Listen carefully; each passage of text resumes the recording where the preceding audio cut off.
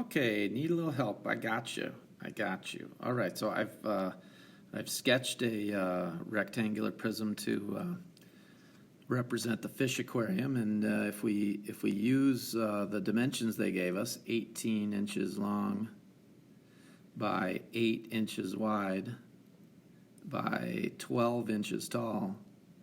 Okay, we'll have those dimensions, and then what's the maximum amount of water? Well, that's volume. So remember, volume equals length times width times height, and that will be part A there, the first question, number one.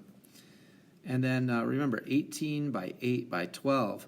Well, remember, it's an 18 by 8 by 12 inch aquarium, and we only want the 4 glass walls to be covered with a protective covering. So not the top, not the bottom. So we need the front, back, the right side, and the left side. Let's go back to our picture. The front will be, let me use a different color here so you can know the difference. The front, back, the front and the back are going to be the same, and the right side and the left side are going to be the same. So the front is this 18 by 8 rectangle. So that's 18 times 8, and there's 2 of them for front and the back.